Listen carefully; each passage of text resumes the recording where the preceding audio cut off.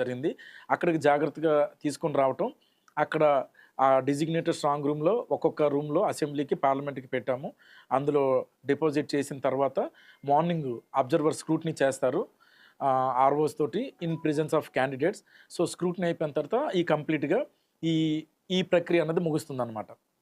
So, ఇందులో ప్రధానంగా P-1 day distribution arrangements పూర్తిగా జరిగిపోయాయి.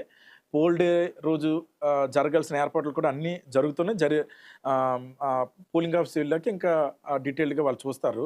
సో, పల్నాడు జిల్లాకు సంబంధించి ముఖ్యంగా డిప్లాయ్‌మెంట్ ప్లాన్, ఫోర్స్ డిప్లాయ్‌మెంట్ ప్లాన్‌లో మనకి 19 కంపెనీస్ వచ్చాయి. అవన్నీ ఎస్పీ గారు డీటెయిల్డ్‌గా చెప్తారు.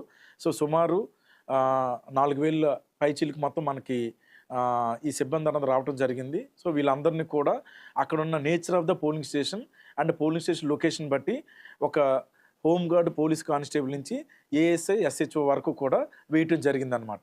అక్కడున్న లొకేషన్ బట్టి మనకి 542 క్రిటికల్ పోలింగ్ స్టేషన్స్ ఉన్నాయి. 15 ఏమో వల్నరబుల్ పోలింగ్ స్టేషన్స్ ఉన్నాయి. మొత్తం 557 ఉన్నాయి. ఈ 557 కూడా మినిమమ్ హాఫ్ సెక్షన్ ఉండేటట్టుగా ప్లాన్ చేసుకున్నాము. ఇవన్నీ కలిపి 276 లొకేషన్స్‌లో ఉన్నాయి. ఈ 276 లొకేషన్స్ కూడా ఇంకా డిఫరెంట్‌గా మనం ఇంకా పకడ్బందీగా ప్లాన్ చేయటం జరిగింది.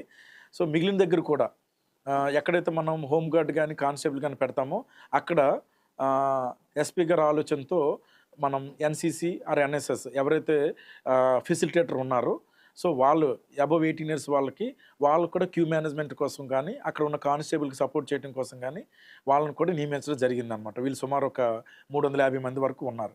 ఈ విధంగా పూర్తిగా పల్నాడు జిల్లాలో ఎన్నికలు ప్రశాంతమైన వాతావరణంలో ఎక్కడ ఎటువంటి దీనికి కూడా తావు లేకుండా జరపడానికి నేను ఎస్పీ గారు పూర్తి స్థాయిలో కోఆర్డినేట్ చేసుకున్నాము.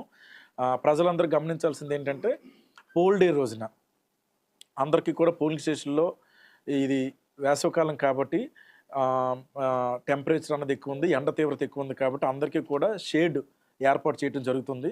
అక్కడ వాటర్ ఫెసిలిటీ కూడా ఏర్పాటు చేస్తున్నాము. మీ వైపు నుంచి ఏంటంటే, అక్కడ మొబైల్ ఫోన్ కానీ, లైటర్స్ కానీ, మ్యాచ్ బాక్స్ కానీ ఇటువంటి కొన్ని ప్రోహిబిటెడ్ మెటీరియల్ ఉన్నాయి. అవి దయచేసి ఎవరు తీసుకొని రావద్దు. ఒకవేళ పొరపాటున తీసుకొని వచ్చినా సరే అక్కడ వాటర్ అసిస్టెన్స్ బూత్ దగ్గర మీరు డిపాజిట్ చేసి ఇవేవి లేకుండా మీరు పోలింగ్ స్టేషన్ లోపలికి ఎంటర్ అయ్యే విధంగా మీరు చూడాలి.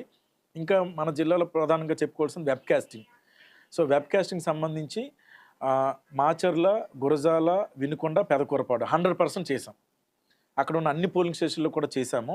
బట్ మిగిలినవి ఓవరాల్‌గా చూస్తే మనకి 1929 పోలింగ్ స్టేషన్స్‌లో మనం 1676 1676 పోలింగ్ స్టేషన్స్ మనం పూర్తిగా చేసాం. ఇది సుమారు 87% వెబ్ కాస్టింగ్‌తో ఉంది కాబట్టి ప్రతి పోలింగ్ స్టేషన్ కూడా ఆల్మోస్ట్ సీసీటీవీ